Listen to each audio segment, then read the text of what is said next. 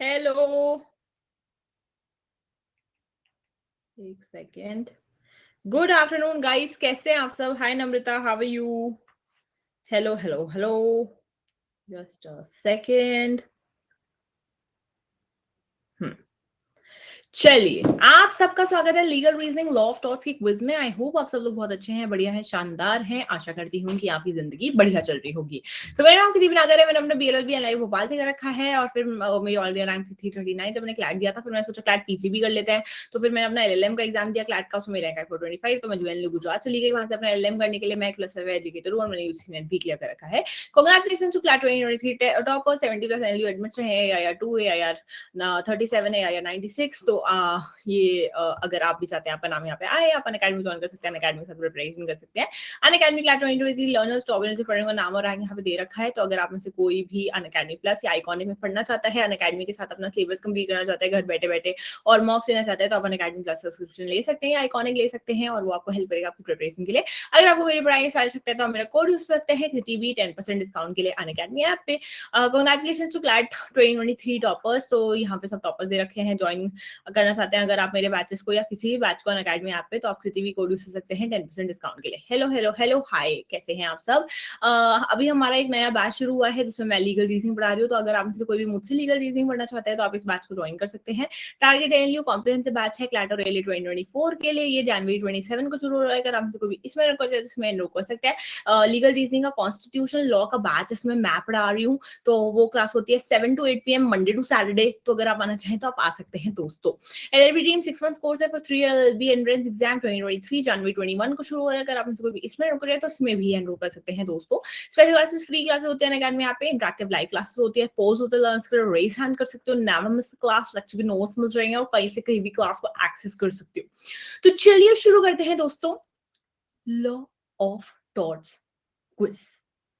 चलिए, question number 1 on your screens now.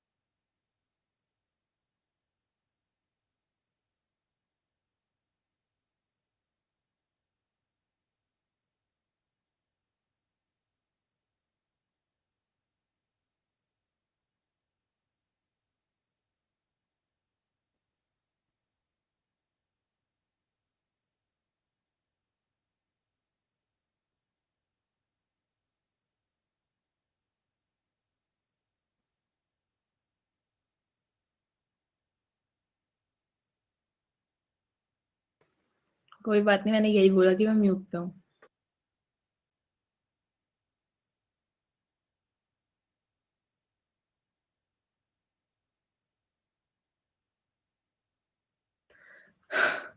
Starting the poll, guys.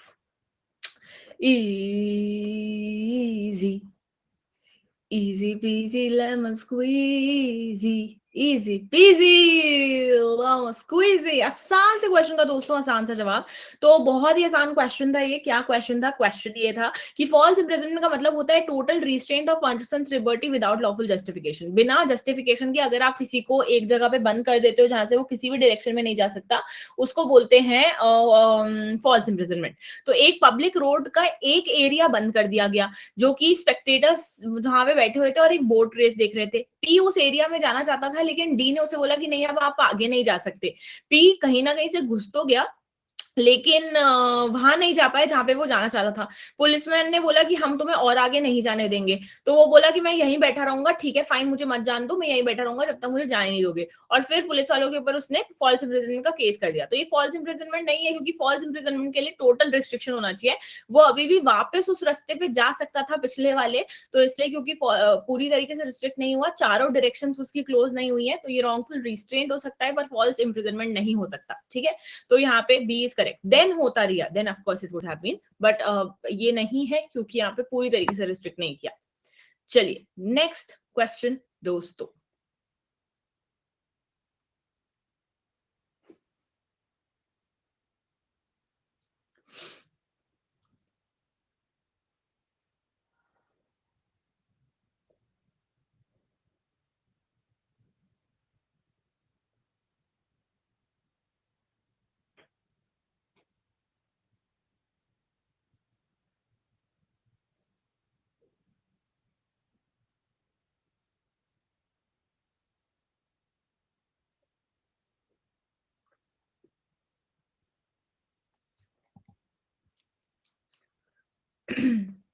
Starting the poll, guys.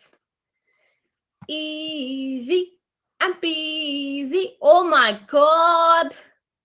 चलिए, काफी सारे लोगों ने ये क्वेश्चन सही किया है क्योंकि बहुत आसान सा क्वेश्चन है, इसे तो सही होना ही था दोस्तों। There are certain acts which though harmful are not wrongful in law. ठीक है, कुछ ऐसे एक्ट्स होते हैं जो हार्मफुल होते हैं, जो मतलब आपको दुख पहुंचाते हैं जिंदगी में, लेकिन वो रॉन्गफुल नहीं होते, गलत नहीं होते हैं, तो उसमें आप लीगल केस नहीं कर सकते। क्यों ऐसा? क्योंकि वहां पे आपका कोई भी लीगल राइट वायलेट नहीं होता है। तो जहां पे भी लीगल राइट वायलेट नहीं हो रहा, वहां चाहे आपको कितना ही दुख हो रहा हो, मतलब नुकसान हो रहा हो, आप केस नहीं कर सकते। प्रकाश की राइस मिल थी, नेबर ने भी राइस मिल लगा ली, तो दोनों के पास राइट है राइस मिल लगाने का, वो जितना भी उसका पैसा लगे उससे कोई फर्क नहीं पड़ता, कंपटीशन हो उससे कोई फर्क नहीं पड़ता।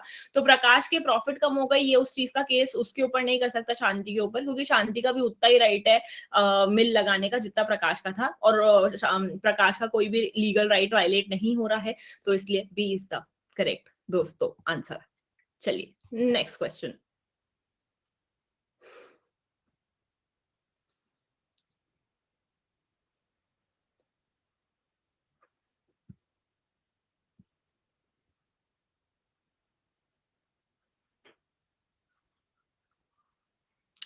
Gaurav, let me tell you too.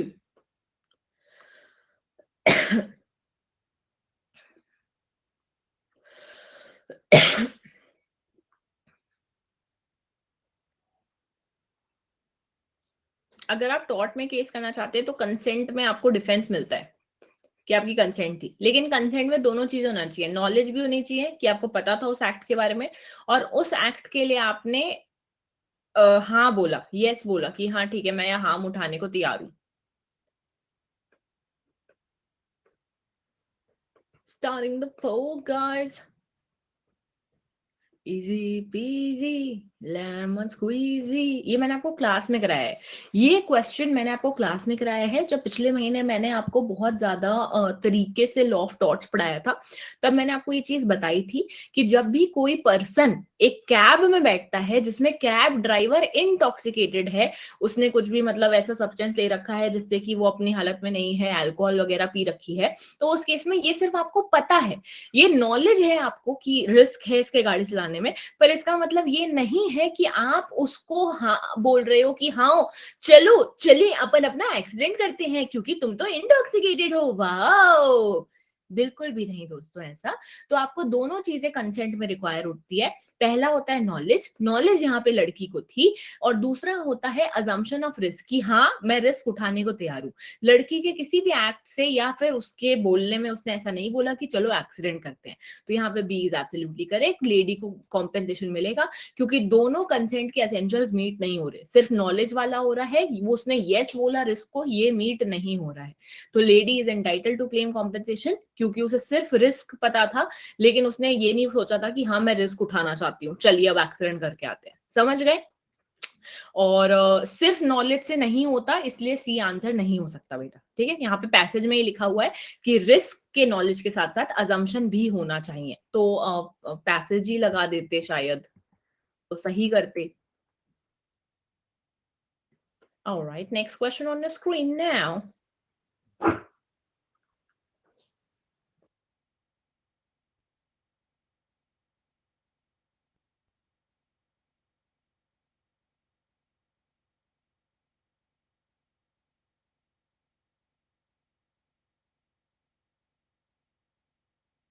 Alia, इसका मतलब ये नहीं कि वो हाँ बोल रही है कि हाँ चलो एक्सीडेंट कर दो।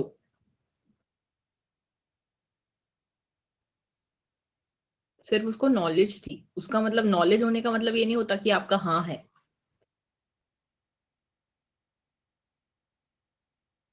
और उसने गाड़ी में बैठने के लिए हाँ बोला, एक्सीडेंट कर दो का हाँ नहीं बोला ना बेटी, समझी?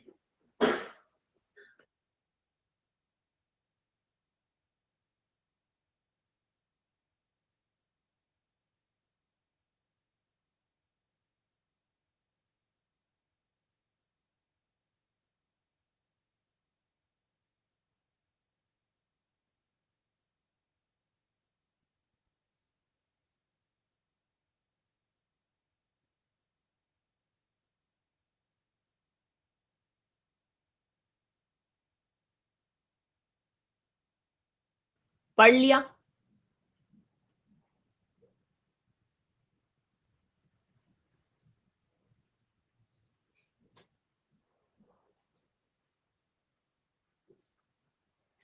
Starting the poll, guys. Easy and peasy. तुम पागल हो थोड़े से। मैंने परसों ही ये क्वेश्चन कराया है। जो मैंने क्लास में लास्ट क्विज कराई थी उसमें ही ये क्वेश्चन कराया है मैंने। मैंने तुम्हें एक क्वेश्चन नहीं कराया था? मास्टर होता है जिसकी एक बस होती है, बस में वो एक कंडक्टर रखता है, कंडक्टर के अलावा वो एक ड्राइवर रखता है। अगर ड्राइवर बोलता है कंडक्टर से कि हाँ भाई आप गाड़ी चला सकते हो, तो मास्टर लायबल होगा। अगर ड्राइवर नहीं बोलता, कंडक्टर अपनी मर्जी से गाड़ी चलाता है, तो मास्टर लायबल नहीं होगा। क्योंकि जब ड्राइवर ने कंडक्टर को हाँ बोल दिया तो उसने बेसिकली मास्टर का ही एक्ट किया ना। तो यहाँ पे भी तो उसने अपने भाई को हाँ बोल दिया, भाई छुप छुप आके थोड़ी लेके गया गाड़ी। जो ये बड़ा भैया है इसने बोल दिया कि हाँ ठीक है ले जाओ, कंपनी का कार यूज कर लो। तो ये कंपनी का कार यूज कर लो, ड्राइवर ने ऑथोराइज कर दिया। तो मतलब ये काम किया ना उसने अपनी कंपनी का। Yes correct Unmesh. तो यहाँ पे B is absolutely correct, company is liable क्योंकि David allowed the brother to drive the car. अगर डेविड नहीं बोलता, वो छुप छुप आके गाड़ी लेके चला जाता, तो फिर कंपनी लायबल नहीं होती। पर क्योंकि डेविड ने बोला उसको ले जाने के लिए, तो बेसिकली उसने कंपनी के बिहाफ पे किया है। ठीक है। हाँ लेकिन भैया ताऊजी जी भाई साहब, फिर भी काम तो वो कंपनी के बिहाफ पे ही कर रहा है ना, कंपनी के बिहाफ पे ही तो ऑर्डर दे रहा है। तो यहाँ पे therefore the car was not in what do you think course of employment is? course of employment is not just कि वो ऑफिस के बाहर खड़ी है या ऑफिस के लिए जा रही है। course of employment is जब जब भी आप एज अ मतलब वो कार तो कंपनी की है ना भाई। मतलब कैसी तुम्हारी कल को जॉब लगती है, कंपनी तुम्हें एक गाड़ी देती है, कंपनी को अगर तुम गाड़ी को तुम यूज करोगे तो वो माना नहीं जाएगा कि कंपनी के बिहाफ पे हो रहा है उसका यूज। क्यों माना जाएगा ना? तो therefore company is going to be liable because it was the company's car, और यहाँ पे उसने अपने भाई को बोल दिया कि आप ड्राइव कर सकते हो। तो इन दिस पर्टिकुलर केस उसके बिहाफ कंपनी के बिहाफ पे माना जाएगा क्योंकि द ब्रदर अलाउड इट। चलिए नेक्स्ट क्वेश्चन। यस करेक्ट गगन।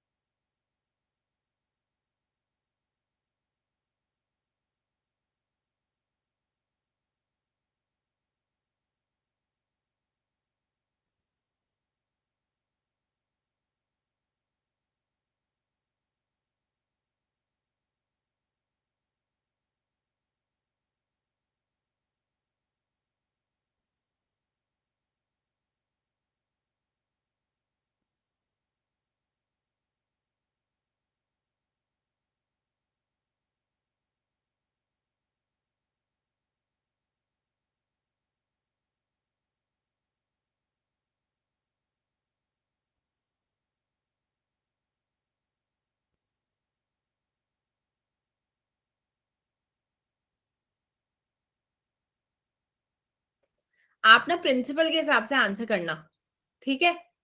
प्रिंसिपल देखना है आपको एक बार।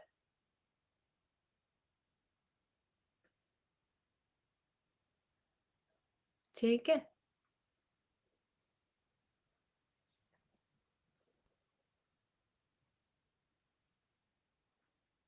तो आप प्रिंसिपल के हिसाब से करना आंसर।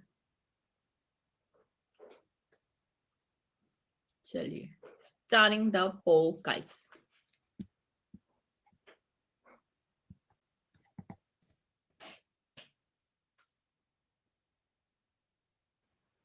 प्रिंसिपल के हिसाब से बोला ना मैंने स्पेसिफिकली, ये एलिट का क्वेश्चन है। एलिट प्रिंसिपल के हिसाब से नहीं करता था पहले आंसर। एलिट वाज नॉट, मैंने ये इसलिए बोला क्योंकि अब एलिट प्रिंसिपल के हिसाब से ही करता है। पहले एलिट का जो क्वेश्चन पेपर आता था वो प्रिंसिपल के हिसाब से नहीं होता था। जो लीगली मॉरली उन्हें सही लगता था वो आंसर लगाते थे। अब they have change the pattern, they apply the principle as it is. ठीक है, यहाँ पे क्या बोल रहा है principle? when a person unlawfully intervenes in the chattel of another person by which the latter is deprived of its use, the former commits the tort of conversion। मैंने आपको क्लास में बताया कन्वर्जन क्या होता है। कन्वर्जन का मतलब होता है कि आपने किसी और के साथ इस प्रकार से उसका गुड यूज किया है, कोई भी चीज यूज करी है जिससे कि अब वो उस गुड को यूज नहीं कर सकता, इसको कन्वर्जन कहते हैं। मैंने आपको क्लास में बताया था। जैसे फॉर एग्जांपल किसी की साइकिल पार्क हुई थी पार्किंग में, आपने वो साइकिल उठा के बाहर फेंक दी और वो साइकिल चोरी हो जाती है। ठीक है, तो इसको बोलेंगे आपने कन्वर्जन किया है, क्योंकि आपकी एक्ट की वजह से अब उसकी साइकिल उसके पास नहीं है, तो आप कन्वर्जन के लिए लायबल हो गए। ठीक है, अब यहाँ पे क्या होता है, एक्स एक पेशेंट है जिसको फाइब्रॉइड्स है अपने यूट्रस में, और वो एक मेडिकल इंस्टीट्यूट में जाती है। एक्स को ये बोला जाता है कि सर्जरी करा लो यूट्रस से हटाने के लिए फाइब्रॉइड्स को, ऑपरेशन हो जाता है, एक्स को डिस्चार्ज कर दिया जाता है। फिर एक रिसर्च होती है जिसमें पता चलता है कि इसके जो फाइब्रॉइड्स थे उसमें रेयर सेल्स है, और लैबोरेटरी जो है इन सेल्स के ऊपर रिसर्च करती है और उससे कुछ कुछ ड्रग्स बना लेती है। अब यहाँ पे क्वेश्चन ये है कि क्या लैब को हम कन्वर्जन के लिए लायबल कर सकते हैं? कन्वर्जन क्या होता है? ऐसा कोई भी एक्ट करना जिससे आप उस चीज को यूज नहीं कर सकते जो आपकी चीज थी। तो ए क्या बोल रहा है, केएलएम इंस्टीट्यूट शेयर करने की जरूरत नहीं है एक्स के साथ, क्योंकि x is not deprived of the use of her fibroids. X, far from being deprived, was actually benefited by its removal. Conversion का main क्या बोलते हैं, असेंशियल क्या होता है कि you are not able to use that product anymore. तो ऐसा तो नहीं है कि वो यूज नहीं कर सकती, बल्कि यूज तो उसका था ही नहीं ना, उसने तो खुद ही बोला कि मेरे लिए ये यूजलेस है। तो कन्वर्जन किस चीज का होता है? जब आप किसी चीज को यूज ही नहीं कर सकते, but it was any way useless for her. तो प्रिंसिपल के हिसाब से जाते हुए यूज ऑफ हर फाइब्रॉइड्स नहीं लग पा रहा, और प्रिंसिपल में ये चीज लिखी हुई है कि ऐसा कुछ काम करना जिससे सामने वाला उस चीज को यूज करने से डिप्राइव हो जाए। ठीक है, तो going by the language of the principle, A is going to be correct answer. NLU Delhi के 2016 आंसर के हिसाब से बी इज करेक्ट, बट हम अब एज इट इज प्रिंसिपल को अप्लाई करते हैं क्लैट में भी एलिट में भी। तो going by the new pattern, A will be the correct answer. इसलिए मैंने आपको बोला था कि प्रिंसिपल के हिसाब से जाना। ठीक है, क्योंकि जैसे यूज ऑफ फाइब्रॉइड्स और यूज ऑफ द प्रोडक्ट वो दिया हुआ है इन द प्रिंसिपल। ठीक है, चलिए नेक्स्ट क्वेश्चन।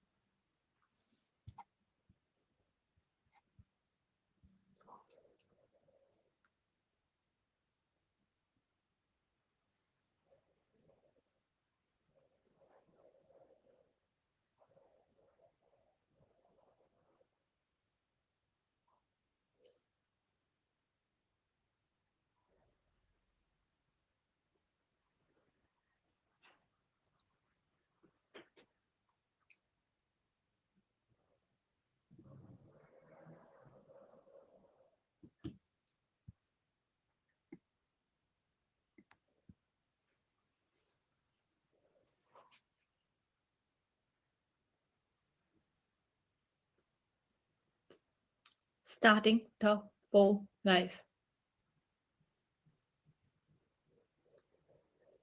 मुझे पता था ये काफी सारे लोग गलत करने वाले हैं। I was kind of prepared for it. चलिए समझ लेते हैं दोस्तों। सो प्रिंसिपल क्या कह रहा है? प्रिंसिपल कह रहा है nobody shall unlawfully interfere with a person's use of land or some right over it. The use or enjoyment should be normal and reasonable. आप किसी और के प्रॉपर्टी अगर वो एंजॉय करना चाहता है, उसकी खुद की प्रॉपर्टी है, तो आप उसमें उल्लंघन नहीं कर सकते। और ये जो एंजॉयमेंट है कैसा होना चाहिए? रीजनेबल होना चाहिए कि आप भाई रीजनेबली अपनी प्रॉपर्टी को एंजॉय कर रहे हो, जैसा कि बाकी लोग भी एंजॉय करते हैं। जीवन और पवन नेबर्स हैं। पवन एक टाइपिंग क्लास शुरू करता है जिसकी वजह से जीवन को दिक्कत होती है उस टाइपिंग क्लास से। तो टाइपिंग क्लास में टक टक टक टक टक टक टक टक टक आवाज आती है। तो इतनी साउंड के साथ तो रीजनेबल पर्सन जी ही लेता है। Any reasonable person can live with टक टक टक टक टक टक टक टक, क्योंकि ये रीजनेबली मतलब माना जाता है कि भाई थोड़ी बहुत साउंड के साथ तो आपको रहना पड़ेगा। तो यहाँ पे Pawan is not going to be liable. तो ए और बी तो ऑप्शन आउट हो जाते हैं, बच्चे सी और D. Pavan is not liable क्योंकि टाइपिंग साउंड किसी और को परेशान नहीं कर रहा है। D is none of the above. अगर आप प्रिंसिपल देखो तो प्रिंसिपल में लिखा हुआ है कि आपका जो यूज ऑफ प्रॉपर्टी है वो नॉर्मल और रीजनेबल होना चाहिए। तो going by the principle, the option जो ज्यादा लीगल आंसर, जो ज्यादा करेक्ट आंसर होएगा, Pawan is not liable because his enjoyment of property was unreasonable and he was a sensitive plaintiff. तो क्योंकि वो ज्यादा लीगल आंसर होता और हमारे पास none of the above option है, तो हम इसलिए डी के साथ जाएंगे। सी के साथ हम तब जाते जब डी में प्रोबेबली लिखा होता पवन इज लाइबल या कोई अनरीजनेबल सा रीजन दिया गया होता। पर क्योंकि हमारे पास नन ऑफ द अबव है, तो इसलिए Pawan is not going to be, तो हम उसके साथ जाएंगे। क्योंकि रीजन ये है कि वो लाइबल इसलिए नहीं है क्योंकि ये जो क्या नाम है इसका, जीवन है, ये बहुत ज्यादा सेंसिटिव है, फालतू का, और ये अनरीजनेबल अपनी प्रॉपर्टी को एंजॉय करना चाहता है। आपको सिर्फ रीजनेबल राइट मिलता है, पूरा राइट नहीं मिलता है कि बिल्कुल पिन ड्रॉप साइलेंस, ऐसा नहीं मिलेगा आपको। और अगर किसी का ये सवाल है कि हम सी के हिसाब से भी तो सेंसिटिव प्लेंटिफ ही लग रहा है, यहाँ पे लिखा हुआ है टाइपिंग साउंड किसी और को परेशान नहीं कर रहा। पर हो सकता है कि यार पूरी कॉलोनी में सबके सब सेंसिटिव हो तो वो परेशान करता, but that would still not have been the reason ना। तो the correct reason will be कि Pawan is not liable because Jeevan is sensitive and it is unreasonable for him to expect कि बिल्कुल भी साउंड ना हो। ठीक है, so which is more relating to the passage, इसलिए डी इज करेक्ट। चलिए,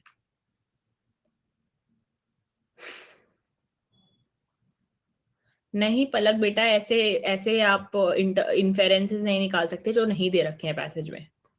सारे बच्चे टक टक कर रहे हैं, शोर ज्यादा होगा, आप नहीं बता सकते ना। ये चीज लॉ के हिसाब से नहीं है, वो शोर रीजनेबल माना जाता है। आपके घर के साइड में आज म्यूजिक क्लास खुल जाए, it will be considered as reasonable.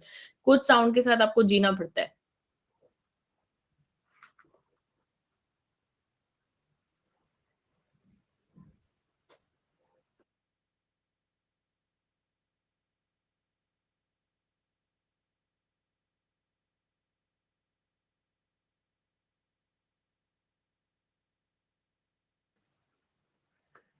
Starting the poll guys, ये भी मैंने आपको क्लास में कराया था, बहुत आसान क्वेश्चन है, प्लीज सही करिएगा।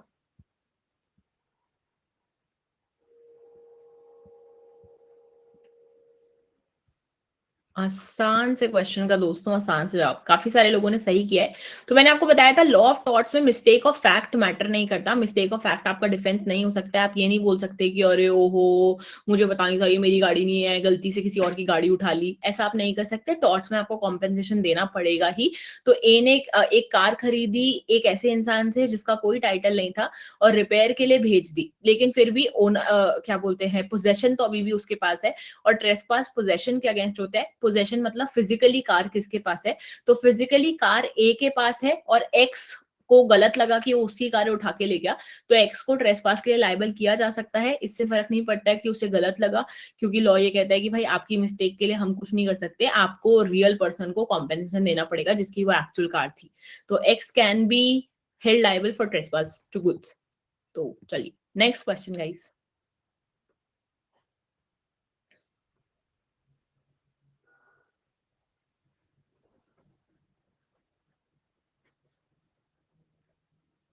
नहीं नहीं, पूरा सेशन ऐप पे होता है, वाईटी मत करना उन्मेष, मेरी क्लास का तो स्पेसिफिकली, अगर आप प्लस पे हो तो।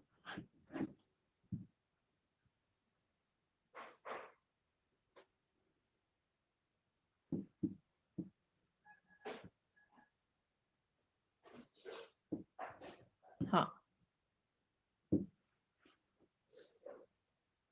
बस क्विज़ेज़ स्पेशल पे एक्स्ट्रा होती हैं, बाकी वाईटी पे जो पढ़ाने वाला सीन है वो मत करना।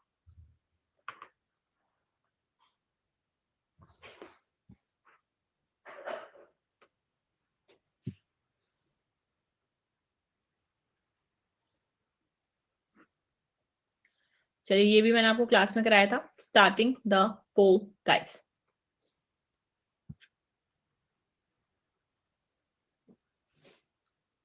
ईज़ी पीज़ी लेमन स्क्वीज़ी, काफ़ी बार मैं आपको ये क्लास में करा चुकी हूँ। तो आपकी ये ड्यूटी होती है कि आप रीज़नेबल केयर लें, ऐसे एक्ट्स को अवॉइड करने के लिए जो कि मतलब जिससे किसी को नुकसान हो सकता है, जो आप फोर्सी कर सकते हैं। फोर्सी का मतलब क्या होता है? जो आप मतलब सोच सकते हैं कि यार मेरे इस एक्ट की वज़ह से ये हो जाएगा। जैसे फॉर एग्ज़ाम्पल आप जो हैं अपनी छत पे से पत्थर फेंक रहे हैं, तो ये फोर्सिएबल है कि किसी के सर पे लग सकता है। जैसे कि फॉर एग्जांपल आप मिक्सी बिना जार लगाए हुए उसका ऊपर से उसको चला देते हैं, तो ये फोर्सिएबल है कि उसमें से जो भी सामान है वो स्पिल हो जाएगा किसी के ऊपर। तो ऐसी चीजें जो आप फोर्सी कर सकते हो, सोच सकते हो, वो नहीं करनी चाहिए, अगर उससे किसी को हर्ट हो सकता है। अब कृष्णन जो है एक हाई स्पीड में कार को चला रहा था, उसने एक साइकिलिस्ट को मार दिया, जिस जो उस गाड़ी के नीचे आ गया, उसका खून पूरी जगह फैल गया। वहां साइड में से एक प्रेग्नेंट वुमन जा रही थी और वो मिसकैरेज सफर करती है क्योंकि उसने इतना सारा खून देखा, तो वो घबरा गई। तो यहाँ पे कृष्णन उसको लायबल नहीं होगा, ठीक है। Krishnan can be made liable to the person जो साइकिलिस्ट था, लेकिन उस प्रेग्नेंट लेडी के लिए लायबल नहीं होगा, क्योंकि कोई भी अगर रोड पे जा रहा है तो वो ये सोच के नहीं जाता कि भाई साइड में कोई प्रेग्नेंट लेडी चल रही होगी, अपन को उसका ध्यान रखना है कि उसे नर्वस शॉक हो सकता है, राइट। तो that can not be foreseen, इसलिए उसकी तरफ लायबिलिटी नहीं बनेगी। तो B is the correct answer दोस्तों। चलिए next question guys.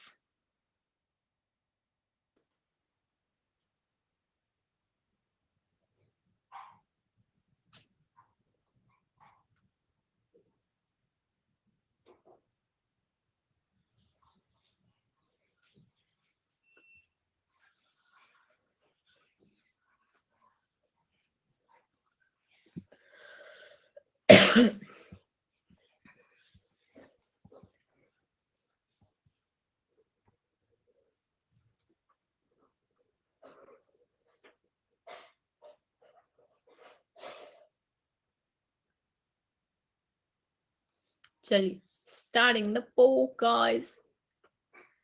Easy peasy lemon squeezy। ये भी मैंने आपको क्लास में कराया था। शायद आपकी याददाश्त हो गई है थोड़ी सी खराब, कर गए हैं आप भूल शूल। तो नहीं करिए दोस्तों, ये मैंने आपको कराया भी था क्लास में कि भाई अगर स्कैरसिटी होती है, अगर ऐसी सिचुएशन है जो कि थोड़ी सी एक्स्ट्रा ऑर्डिनरी सिचुएशन है, तो उस केस में आप लायबल नहीं होते। मैंने आपको दो एग्जाम्पल कराए थे। एक मैंने आपको एग्जाम्पल कराया था मूवी थिएटर का, कि नॉर्मल डेज में एक मूवी थिएटर में मूवी लगाई गई और मूवी थिएटर ने बोल दिया कि आज टिकट होएगा 50 रुपए का, तो बहुत लंबी लाइन लग गई, जो रोड तक चली गई, पूरी रोड ब्लॉक हो गई। यहाँ पे theatre was liable for nuisance क्योंकि नॉर्मल डे था। दूसरा मैंने आपको एग्जाम्पल कराया था, एक सब्जी मंडी है जहाँ पे स्केरसिटी हो गई है एक शहर में, वहां पे कुछ भी सब्जी नहीं मिल रही है, वहां पे एक भैया ठेला लगाते हैं, लोगों की लाइन लग गई है, रोड तक चली गई है स्केरसिटी के टाइम में, तो यहाँ पे he is not going to be liable for nuisance, क्योंकि ये एक्स्ट्रा ऑर्डिनरी सर्कमस्टेंसेज हैं कि अनियंस अवेलेबल ही नहीं है पूरे शहर में कहीं पे भी। तो ऑब्वियसली जिस एक जगह अवेलेबल है वहां लंबी लाइन लगेगी, पर थिएटर वाली जगह पे लंबी लाइन लग गई है, ये न्यूसेंस में आएगा क्योंकि वो एक्स्ट्राऑर्डिनरी सर्कमस्टेंसेस नहीं है। ऐसा नहीं है कि कहीं और पे मूवी ही नहीं मिल रही है, ठीक है। तो यहाँ पे defendant was not liable for nuisance क्योंकि ये during the scarcity of onions के दौरान एक्टिविटी हुई है। अगर नॉर्मल डेज पे होता, जब अनियन मिल रही थी मार्केट में, तब ऐसा होता कि लाइन लग गई है, तो वो लायबल होता न्यूसेंस के लिए, ठीक है। तो प्लीज ये याद रखना, अगर एक्स्ट्रा ऑर्डिनरी सर्कमस्टेंसेस होते हैं, कुछ स्केरसिटी हो जाती है, तो न्यूसेंस के लिए आप लायबल नहीं होते, ठीक है, नॉर्मल टाइम्स में होते हो। तो B is the correct answer, और ये मैं आपको क्लास में कराया भी है, तो प्लीज थोड़ा सा रिविजन लाइफ में सही रहेगा। Next question.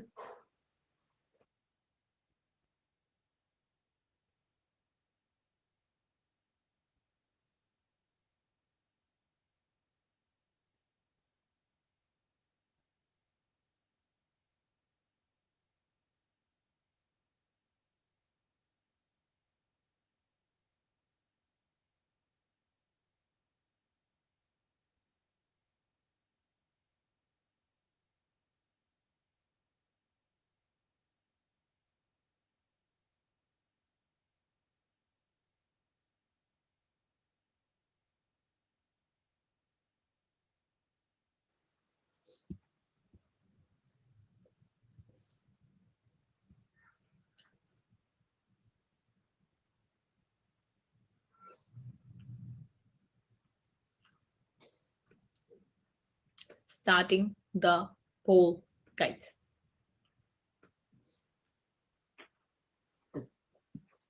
Easy peasy lemon squeezy. आसान से क्वेश्चन का दोस्तों बहुत ही ज्यादा आसान सा जवाब। तो मास्टर लायबल होता है उन एक्ट्स के लिए जो सर्वेंट कमिट करता है कोर्स ऑफ एम्प्लॉयमेंट में, ठीक है। तो यहाँ पे संजय एक ड्राइवर है, उसको कंपनी ने भेजा कि जाके एक बंदे को ड्रॉप करके आओ एयरपोर्ट पे और एयरपोर्ट से वापस आ जाना। जब संजय वापस आ रहा था तब उसे उसकी फियांसी मिल गई रूहीना। रूहीना को उसने गाड़ी में बिठा लिया और गाड़ी का हो जाता है एक्सीडेंट, रूहीना को लग जाती है चोट। तो रूहीना अब संजय की कंपनी से कॉम्पेंसेशन मांग रही है अंडर वाइकेरियस लाइबिलिटी। तो मैंने आपको बताया था कि भाई खुद एक बात सोचो प्लीज, थोड़ा सा कॉमन सेंस लगा के सोचो। संजय जब वापस आ रहा है क्या बोला उसको, go to the airport and get back at the earliest. तो वो वापस आ रहा है, चाहे रूहीना होती या नहीं होती कंपनी के लिए वो वापस आता ही आता ना, आता ही आता ना।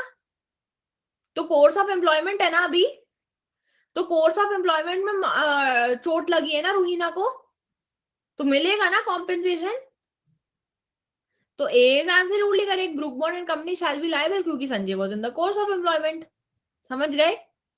तो प्लीज वाइकेरियस लाइबिलिटी के क्वेश्चंस मैंने बहुत सारे कराए हैं, जिस दिन मैंने वाइकेरियस लाइबिलिटी पढ़ाया था ये भी कराया था, तो जरा उसको रिवाइज कर लें तो सही रहेगा। चलिए, इस टाइप के क्वेश्चन आते हैं कि क्लैट में, क्लैट में आपके पैसेज बेस्ड आते हैं, एक बड़ा प्रिंसिपल दिया होता है, लंबा प्रिंसिपल दिया होता है, उसके बेसिस पे 5 क्वेश्चंस पूछते हैं। बट फैक्ट्स तो सेम वो पूछ सकते हैं ना, हो सकता है आपका प्रिंसिपल आ जाए इंजूरियस साइन डैमनम का 5 क्वेश्चन में से एक क्वेश्चन का फैक्ट ये हो, तो of course that way why not C, C was Ruhina got into the car at her own risk, volunteer non-fit injury का प्रिंसिपल नहीं है S, ठीक है।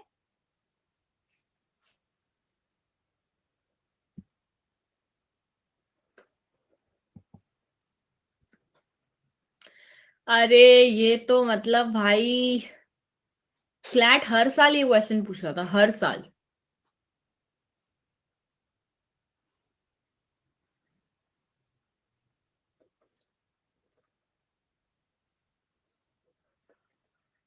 Starting the pool guys easy and peasy and lemon and squeezy। चलिए, सोनू जो है एक officer है जो कि पोलिंग बूथ पे है, वहां पे वो मना कर देते हैं मोनू को कि एक्सक्यूज मी आप वोटिंग नहीं कर सकते, पर मोनू के पास राइट था वोटिंग का। तो मोनू का लीगल राइट है वोटिंग का, उसको वायलेट किया गया है, तो ऑब्वियसली वो सोनू पे केस कर सकता है। फंडामेंटल राइट नहीं है right to vote. Fundamental right का चैप्टर आता है आपका आर्टिकल 12 से लेके आर्टिकल 35 तक। इन सारे आर्टिकल्स में कहीं पे भी वोटिंग की जिक्र नहीं करी गई है। It is a constitutional right, it is a legal right जो कॉन्स्टिट्यूशन में दिया गया है, लेकिन फंडामेंटल राइट्स के चैप्टर में नहीं दिया गया। तो B is absolutely correct, damage हुआ हो नहीं हुआ हो इससे कोई फर्क नहीं पड़ता। अगर आपका लीगल राइट वायलेट होता है तो आप लॉ ऑफ टॉर्ट्स में केस कर सकते हैं, चाहे आपको कोई चोट लगी हो, फाइनेंशियल लॉस हुआ हो नहीं हुआ हो, कुछ नहीं। अगर लीगल राइट वायलेट नहीं हुआ हो तो फिर चाहे आपको कितनी चोट लगी हो आप केस नहीं कर सकते। तो ये दो प्रिंसिपल जरूर याद रखिएगा, injuria sine damnum and damnum sine injuria. चलिए एक बार लीड बो देख लें क्या। नम्रता, अभय, अंश, अक्षित, शिविका, विशाखा, करिश्मा, आरुषि, उन्मेष एंड कुमकुम। अरे ये तो अभी अपन ने किया ना। चलिए, starting the poll guys. NLU Delhi ने भी क्वेश्चन पूछा था। Easy peasy and lemon and squeezy। So आसान से क्वेश्चन का दोस्तों आसान सा जवाब, एक्स को लाइबल किया जा सकता है ट्रेसपास टू गुड्स, अभी प्रीवियसली हमने डिस्कस किया था। चलिए नेक्स्ट क्वेश्चन।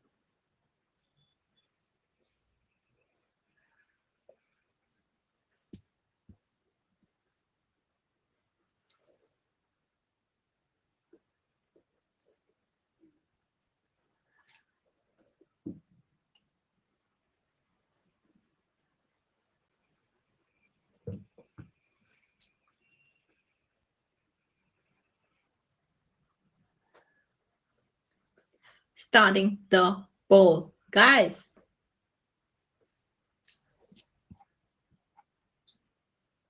ओ भाई साहब, oh my God, oh my God. Notice में क्या लिखा हुआ है? नोटिस में क्या लिखा हुआ है?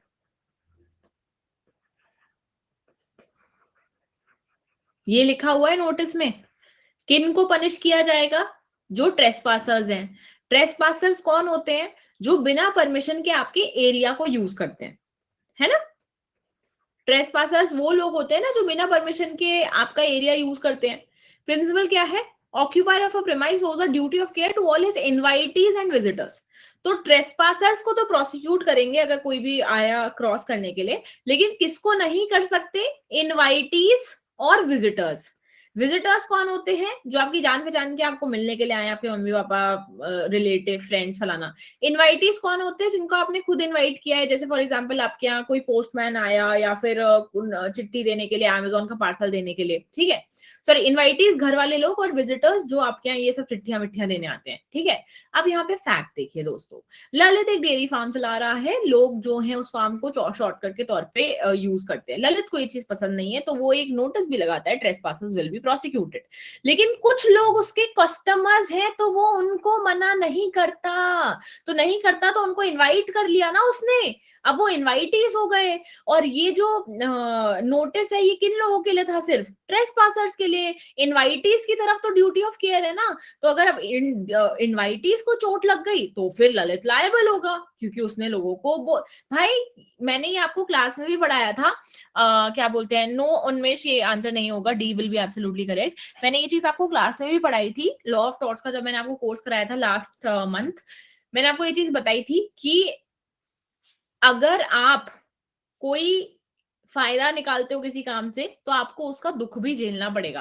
आप बाद में उसकी लायबिलिटी से हाथ पैर नहीं झाड़ सकते कि अरे मैं क्यों लायबल हूंगा, मैं क्यों कंपनसेशन दूंगा। तो क्यों करने दे रहे थे लोगों को यूज वो एरिया भाई? तो आप ये नहीं कर सकते कि आप चिट भी मेरी पट भी मेरी, सॉरी टाटा बाय बाय। तो Lalit is going to be liable क्योंकि उसने लोगों को अलाउ किया कि आप प्रीमाइसेस को यूज कर सकते हो। तो D is the correct answer. चलिए next question guys.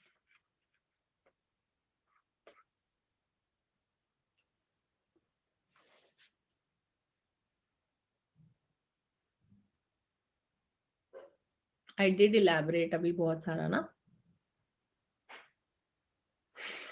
because those people were not trespassers anymore, so therefore he will be liable. नहीं मतलब सॉरी बोलने की बात नहीं है, ऐसे मैं बता रही हूँ।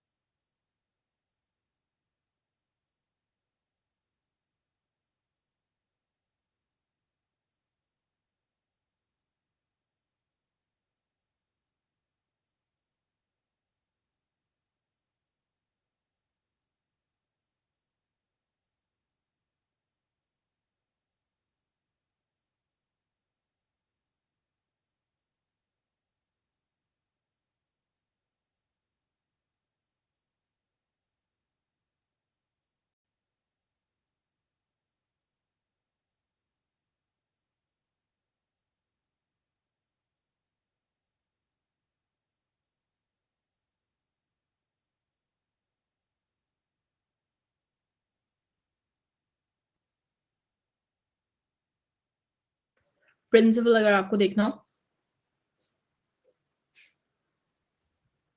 चलिए बताइए इसका आंसर दोस्तों।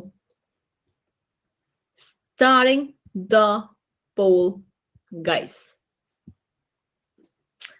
Easy and peasy and lemon and squeezy। अच्छा, तो डिफर्मेशन का प्रिंसिपल है। डिफर्मेशन का मतलब होता है कि किसी की रेप्यूटेशन खराब करना जानबूझ के, झूठ बोल के, ठीक है? रुद्र जो है एक लड़की को डेट कर रहा है जिसका नाम है कियारा, 3 हफ्ते से। अच्छा बहुत बढ़िया। अब फिर उसके बाद उसने लेकिन अपना नाम बताया है रिकी, ठीक है, उसने बोला मेरा नाम रिकी है, एक्चुअली उसका नाम है रुद्र। उसके बाद वो ये सोचती है कि ये लड़का रिकी ही है। बाद में जो है ये इनकी लड़ाई झगड़े हो जाते हैं और इनका हो जाता है ब्रेकअप। अब जो है वो रिकी पे गुस्सा होती है, तो वो एक वेबसाइट शुरू करती है, Ricky Thakur is a jerk .com। और वो ऐसा इसलिए करती है ताकि वो बाकी लड़कियों को वार्न कर सके कि ऐसी लड़कियों, ऐसे लड़कों से, इस लड़के से बात मत करना, ये बेकार लड़का है। तो अब गाइस ऑब्वियसली ये डेफिमेशन है, क्योंकि चाहे आपका ब्रेकअप हुआ हो, कुछ भी हुआ हो, आप ऐसी हरकतें नहीं कर सकते कि आपने एक वेबसाइट बना ली, आप उसकी रेपुटेशन खराब कर रहे हैं। और ये तो वो बंदा था भी नहीं एक्चुअली जिसने ऐसा किया था, ये उसका नाम कुछ और था। तो एक्चुअली जो बंदा है उसकी रेपुटेशन तो खराब हो रही है। तो चाहे फिर आप वो मिस्टेक की वजह से कर रहे हो या जिस भी वजह से कर रहे हो, आप किसी की रेपुटेशन खराब नहीं कर सकते। आपको लगता है आपके साथ गलत हुआ है तो जाके पुलिस कंप्लेंट लिखाते या जो भी करते, मतलब इन चीजों का तो पुलिस कंप्लेंट नहीं होता, बट आप ऐसी हरकतें नहीं कर सकते हैं टॉक्सिक टाइप। तो A is the correct answer, Kiara going to be liable for defamation, क्योंकि इंजूरियस था वो टू रिकीज रेपुटेशन। चलिए नेक्स्ट क्वेश्चन गाइस।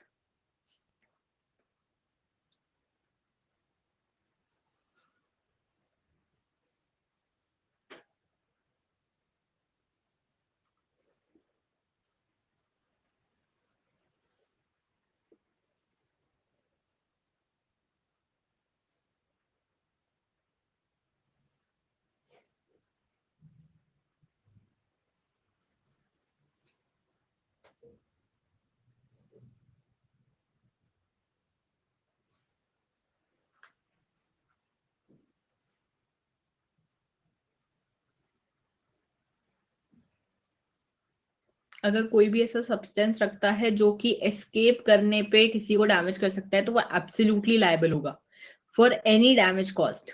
जितना भी डैमेज हुआ है सबके लिए लायबल होगा।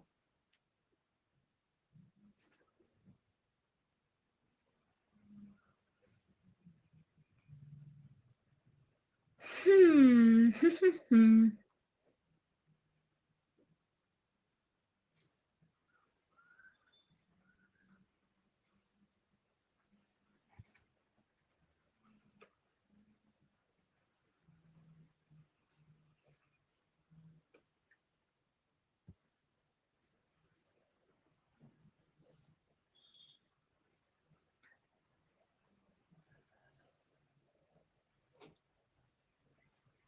Starting the poll guys. ये आपका last question of the day है। इसके बाद फिर 5 o'clock लॉ ऑफ टॉट्स वाला वाईटी क्लास है। 7 o'clock प्लस क्लास है क्वांटिटी वाला। 10 o'clock one liner for MHCETs and OLETs quiz है स्पेशल पे। चलिए आसान से क्वेश्चन का आसान सा जवाब दोस्तों, आपके पैसेज में जो चीज लिख रखी है, आपके प्रिंसिपल में जो चीज लिख रखी है, आपको वही फॉलो करनी होती है। ये आप क्यों गलत कर देते हो मेरे को समझ में नहीं आता है। आपके प्रिंसिपल में ये चीज दे रखी है कि अगर कोई भी डेंजरस थिंग अपने लैंड पे लेके आता है और उससे कोई भी डैमेज होता है, एनी डैमेज बेटा, what ever amount of damage, चाहे फिर वो ज्यादा हुआ हो कम हुआ हो, उससे कोई फर्क नहीं पड़ता। जितना सारा डैमेज है सबका कॉम्पेंसेशन देंगे, चाहे आपने कितनी ही केयर ली हो। मैंने आपको बताया था एब्सोल्यूट लायबिलिटी में कोई डिफेंस विफेंस कुछ नहीं मिलता है। हाँ कल है पृथ्वी लीगल सीए की क्लास 5 बजे, ठीक है। तो union carbide India limited manufacture methyl isocyanate, और स्टील कंडक्टर्स में था, लेकिन फिर उसके बाद कुछ कुछ हो जाता है और डिजास्टर आ जाता है। और फिर अथॉरिटीज जो है यूएस यूसीआईएल के अगेंस्ट केस करती है कि बहुत सारा पैसा लगा, बहुत सारा पैसा लगा। और बाद में पता चलता है कि भाई डैमेज उतना सिग्निफिकेंट नहीं था और उन्होंने लेकिन ज्यादा सफाई कर दी तो ज्यादा पैसा लग गया है। तो उनको सारा पैसा देना पड़ेगा, क्योंकि प्रिंसिपल में गिवन है कि यू हैव टू पे फॉर ऑल द डैमेज। आप बाद में ये नहीं बोल सकते कि अरे कम में भी साफ हो सकता था, 200 क्यों लगाए, 100 रुपए में भी हो जाता इसका काम। तो आप 200 लगे हैं तो 200 देने पड़ेंगे, चाहे फिर आप किसी और से काम कराते तो कम में करा सकते थे। तो ये पैसेज में ही गिवन था, तो apply the principle as it is. B is absolutely correct. Authorities को मिलेगा कॉम्पेंसेशन और पूरा का पूरा मिलेगा। और चाहे ड्यू केयर हो या ना हो, इससे कोई फर्क नहीं पड़ता, क्योंकि एब्सोल्यूट लायबिलिटी में आप लायबल होते हो अगर डेंजरस थिंग आप अपने पास रखते हो तो दैट इज इट दोस्तों। Here's your leaderboard. Abhay, Ansh, Namrata, Karishma, Unmesh, Kumkum, Shivika, Riya, Palak and Arya. Very very very very good guys. चलिए ये तो मैंने आपको बता दिया। यस प्लस ही आपको लीगल रीजनिंग में स्पेसिफिकली अगर आप मुझसे कवर कर रहे हो लीगल का सिलेबस, तो आपको प्लस ही क्लासेस करनी है, वाईटी नहीं करनी। ठीक है, इससे कोई फर्क नहीं पड़ता। पलक, सम वॉइसेस यू हैव, मतलब आप इतने अनरीजनेबल नहीं हो सकते कि थोड़ी बहुत आवाज के साथ भी आप नहीं जियोगे, आपको जीना पड़ेगा दोस्तों। Ex operator finds she losing her control over her moped while driving down the flyover. So is asking for compensation. Voluntary is not fit for action. C may take the defense of the above principle on the basis of plaintiff's free consent. A, voluntary non fit injuria का मतलब ही ये होता है प्लेंटिव्स free consent, तो ये क्यों गलत कर दिया तूने? ए इज करेक्ट। रेस्क्यू केस पर प्रिंसिपल में मेंशन नहीं है तो हम नहीं लगाएंगे। अगर प्रिंसिपल में दिया होता रेस्क्यू केस के बारे में तो फिर वो लगाते, पर क्वेश्चन ये है ही नहीं कि लायबल है कि नहीं, क्वेश्चन ये पूछा है कि वॉलंटरी नॉन फिट इंजूरिया किस पे बेस्ड है? प्लेंटिव्स ओन कंसेंट पे। जितना सवाल पूछा करिए उतना दिमाग लगाया करो, ज्यादा आप लॉ स्कूल में जाके लगाना सही रहेगा। Terms of any written contract can be proved by producing the written contract only and oral evidence is excluded. Receipt is not a written contract.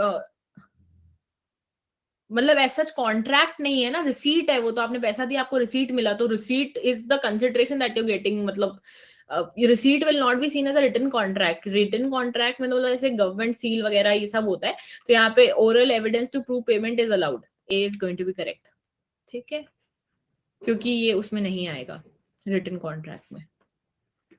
चलिए,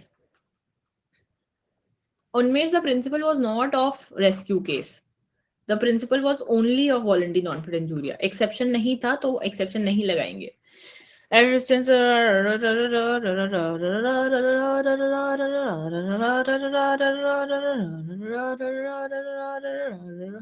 allowing it to emit large quantities of spark. High wind, normal in open fields, carried the sparks to the stacks around.